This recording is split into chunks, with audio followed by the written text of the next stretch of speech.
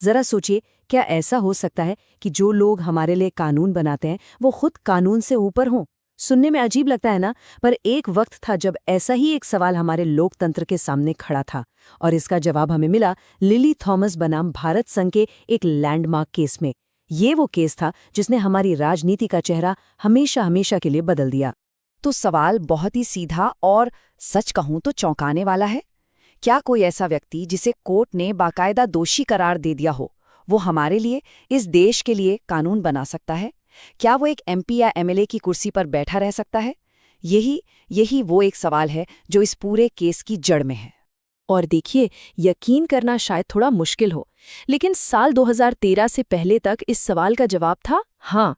जी हाँ, हमारे चुने हुए नुमाइंदों के पास एक तरह की स्पेशल ढाल थी, एक कानूनी कवच, जो उन्हें सजा मिलने के बाद भी अपनी कुर्सी पर बने रहने का मौका देता था। ये तो बिल्कुल एक देश दो कानून वाली बात हो गई। जरा सोचिए, एक तरफ थे आम नागरिक जिन्हें किसी जुर्म में दोषी पाए जाने पर फौरन कानूनी कार्रवाई का सामना करना पड़ता था, और दूसरी तरफ थे हमारे सांसद और विधायक जिनके लिए कानून में ही एक खास एग्जिट रूट या कहें कि बचाव का रास्ता बना हुआ था। तो सवाल उठता है कि ये स्पेशल ट्रीटमेंट आ कहाँ से रहा था? भाई, ये छिपा हुआ था रिप्रेजेंटेशन ऑफ पीपल एक्ट 1951 के सेक्शन 8 क्लॉज 4 में।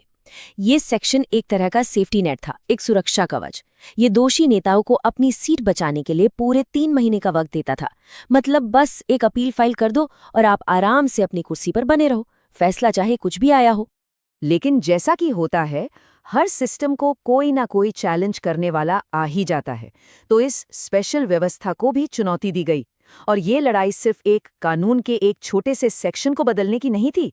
नहीं, ये लड़ाई थी हमारे संविधान की बुनियाद, हमारे राइट टू इक्वालिटी यानी समानता के अधिकार को बचाने की। और इस लड़ाई को लीड किया लिली थॉमस ने, एक जानी मानी वकील, एक सोशल एक्टिविस्ट, जिन्होंने ये ठान लिया था कि नेताओं को मिलने वाला ये जो स्पेशल प्रिविलेज है, इसे खत्म करके ही रहेंगी। उन्होंने सुप्रीम कोर्ट में एक याचिका दायर की, और यहीं से इस पूरे मामले की शुरुआत हुई। उनकी दलील, उनका तर्क बहुत ही सीधा और दमदार था। उन्होंने कहा, कानून सबके लिए बराबर होना चाहिए। जो लोग देश के लिए कानून बना रहे हैं वो भला खुद उस कानून से ऊपर कैसे हो सकते हैं? ये तो सीधे सीधे संविधान की मूल भावना के खिलाफ है। तो अब पूरा का पूरा केस एक ही बड़े कानूनी सवाल पर आकर टिक गया। क्या ये सेक्शन 8(4 जो नेताओं को ये सुरक्षा कवच दे रहा है, क्या ये हमारे संविधान के आर्टिकल 14 यानी राइट टू इक्वालिटी का उल्लंघन करता है? इसी एक सवाल पर सबकी निगाहें टिकी थी। और फिर वो दिन आया, 10 जुलाई 2013। सुप्रीम कोर्ट ने अपना वो ऐतिहासिक फैसला सुनाया जिसने सही मायनों में इंडियन पॉलिटिक्स में एक नया चैप्टर शुरू कर दिया। कोर्ट का फैसला एकदम साफ और सीधा था। सेक्शन 8(4 असंवैधानिक है, अनकॉन्स्टिट्यूशनल। इसे खत्म किया जाता है। बस एक झटके में नेताओं का वो स्पेशल कानूनी कवच टूटकर बिखर गया। और सुप्रीम कोर्ट ने अपने फैसले के पीछे की वजह भी एकदम साफ बताई। पहली बात, ये सेक्शन सीधे सीधे आर्टिकल 14 यानी कानून के सामने बराबरी के हक के खिलाफ है।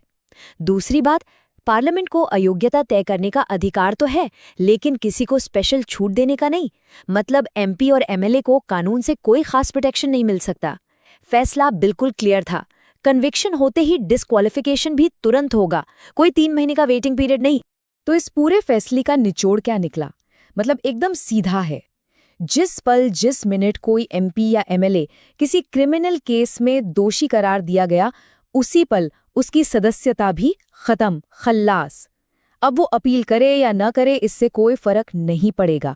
ठीक है, फैसला तो आ गया, लेकिन इसका असली असर क्या हुआ? जमीन पर क्या बदला? सच तो ये है कि इस एक फैसले ने इंडियन पॉलिटिक्स पर बहुत ही गहरा असर डाला। इसके असर को हम 4 बड़े कदमों में देख सकते हैं। पहला, तत्काल अयोग्यता।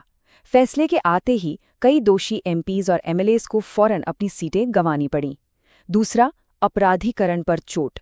इससे क्रिमिनल बैकग्राउंड वाले नेताओं के लिए एक बहुत बड़ा डर पैदा हुआ। तीसरा, समानता की वापसी।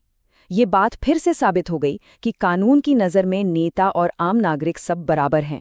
और चौथा, ये एक ऐतिहासिक चुनावी सुधार था जिसने हमारे डेमोक्रेटिक प्रोसेस को और भी ज्यादा भरोसेमंद बनाया। तो अगर कभी भी कोई इस केस के बारे में पूछे तो इसे याद रखने का एक सिंपल सा फॉर्मूला है, कन्विक्टेड लेजिस्लेटर इज आउट, दोषी नेता कुर्सी से बाहर। बस यही है 2013 के लिली थॉमस केस का पूरा सार। लेकिन देखिए, इस फैसले को आए हुए अब 1 दशक से ज्यादा हो गया है, तो एक बड़ा सवाल आज भी हमारे सामने है। क्या इस रूलिंग ने वाकई हमारी पॉलिटिक्स को साफ करने का अपना मकसद पूरा कर लिया है? ये एक ऐसा सवाल है जिस पर सोचना बहुत जरूरी है।